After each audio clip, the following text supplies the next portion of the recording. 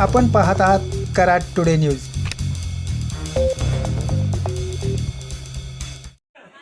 कराड तालुक्यात गेल्या अनेक वर्षापासून मंजूर असलेल्या घरकुलासाठी निधी मिळाला नसून मंजूर घरकुलांचीही कामे रखडली आहेत। याशिवाय घरकुलासाठी मिळणारा निधी अत्यल्प असल्यामुळे कराड तालुक्यातील घरकुल लाभार्थ्यांनी आज तहसीलदार कचेरीवर मोर्चा काढून ठाण मांडले। कराड तालुका घरकुल संघर्ष समितीच्या वतीनं काढण्यात आलेल्या मोर्चात मोठ्या प्रमाणात लाभार्थी सहभागी झाले होते।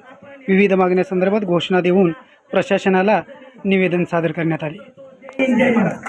साहेब या ठिकाणी गैरहजर असल्यामुळे त्यांच्या वतीनं नायब तहसीलदार व बीडीओ गैरहजर असल्यामुळे हे बीडीओ या ठिकाणी हजर राहिलेले आहेत। ते आपल्याला आपल्या या मोर्चाच्या संदर्भात 2022 पर्यंत कंप्लीट करू असं केंद्र शासनाने केलं। आता 24 आले 2024 पर्यंत सर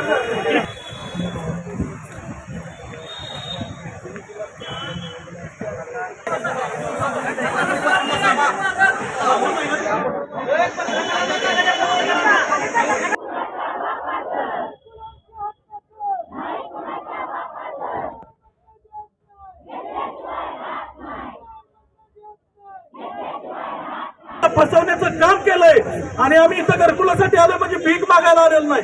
आमच्या हक्काचा पैसा आहे। तुम्हाला जो पगार मिळतोय तो आमच्या कष्टाच्या पैशातून जातोय।